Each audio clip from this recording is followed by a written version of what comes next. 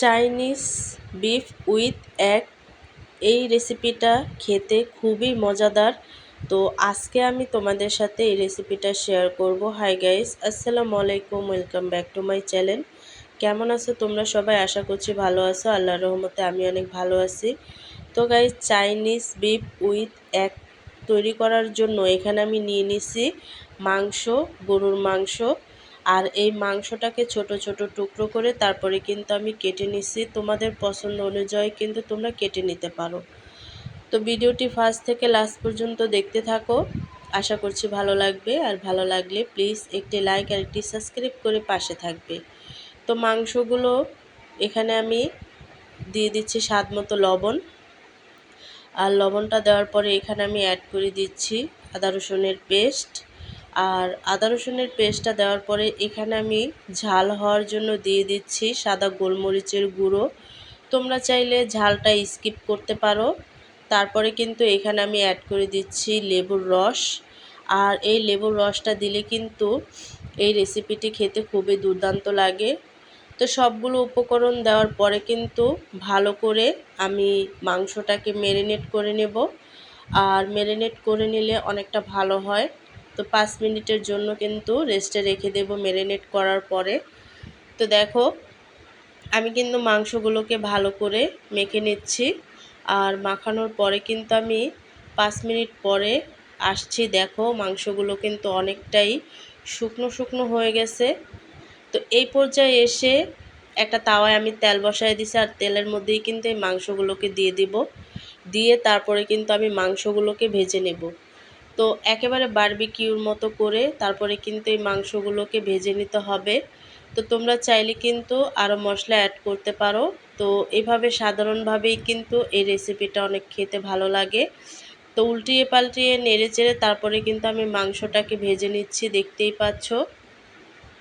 তো আমি আরেকটু নেড়ে চেড়ে দিচ্ছি।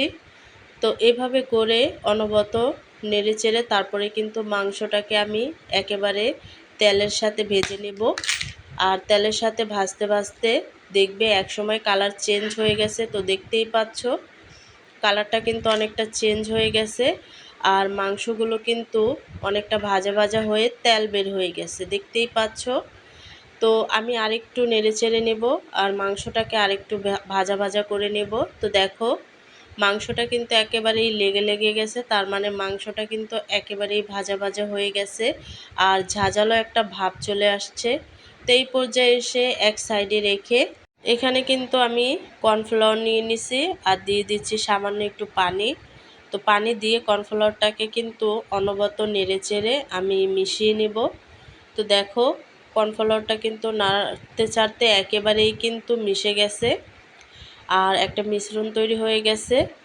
আর এখানে আমি নিয়ে নিছি একটা ডিম। ডিমটা কিন্তু তোমরা চাইলে কমিয়ে বাড়িয়ে নিতে পারো, 2টা 3টা বা 4টা। তো আমি একটা ডিম দিয়েই করব। আর এখানে আমি অ্যাড করে দিচ্ছি স্বাদ মতো লবণ। আর এখানে আমি অ্যাড করে দিচ্ছি সাদা গোলমরিচের গুঁড়ো। তো লবণ আর সাদা গোলমরিচের গুঁড়োটা দেওয়ার পরে কিন্তু এখানে আমি অ্যাড করে দিচ্ছি পেঁয়াজ কুচি। তো তোমরা চাইলে এখানে আরও অনেক সবজি অ্যাড করতে পারো যদি সবজিটা তোমরা খাও। তো এখানে আমি বেশি একটা কিছু অ্যাড করব না, শুধু পেঁয়াজটাই অ্যাড করছি। তো দেওয়ার পরে কিন্তু অনবরত নেড়ে চেড়ে আমি ডিমটাকে ভালো করে ফেটিয়ে নিছি। আর ফেটিয়ে নেওয়ার পরে কিন্তু এখানে আমি যেই কর্নফ্লাওয়ারটা আর কি মিশিয়ে রাখছি সেটা কিন্তু এখানে আমি অ্যাড করে দিয়ে তারপরে ডিমটাকে অনবরত নেড়ে চেড়ে আমি আরেকটু মিশিয়ে নেব। তো দেখো, তো এইভাবে করে কিন্তু ডিমটাকে ভালো করে ফেটিয়ে নিতে হবে যাতে সম্পূর্ণ মিশ্রণ একসাথে মিশে যায়। আর এখানে একটা হাঁড়িতে আমি তেল দিয়ে দিছি।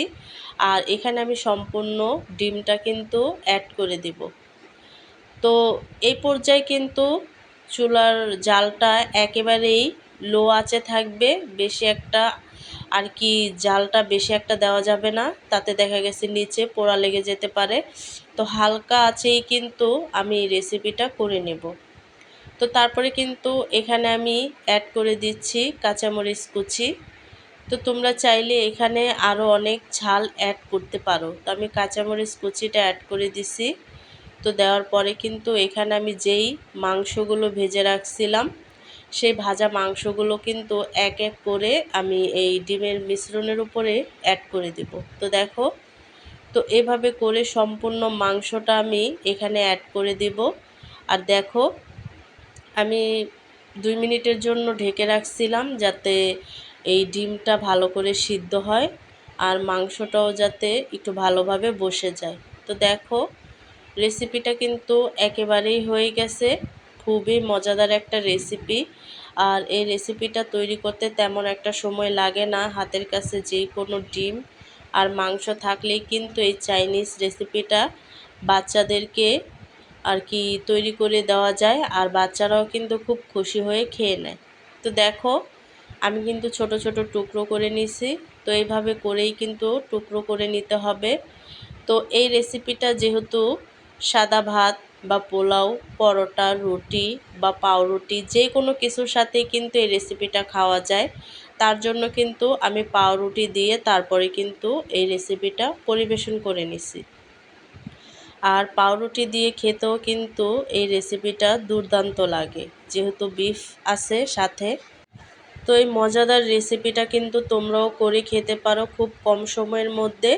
আর অল্প উপকরণ দিয়েই 2-4টা মাংস ঘরে থাকলেই কিন্তু এই রেসিপিটা খুব সহজভাবে করে নেওয়া যায়। চাইনিজের স্বাদটা যদি ঘরে পাই তাহলে ভালো হয় না? আর ছোট থেকে বড় সবাই অনেক পছন্দ করে খেয়ে নেবে। তো আজকের রেসিপিটা কেমন লাগছে অবশ্যই কিন্তু কমেন্টে জানাবে। তো অন্য কোনো রেসিপি নিয়ে তোমাদের মাঝে আবার চলে আসব। আজকে এই পর্যন্তই। সবাই সুস্থ থাকবে, ভালো থাকবে। আল্লাহ হাফেজ।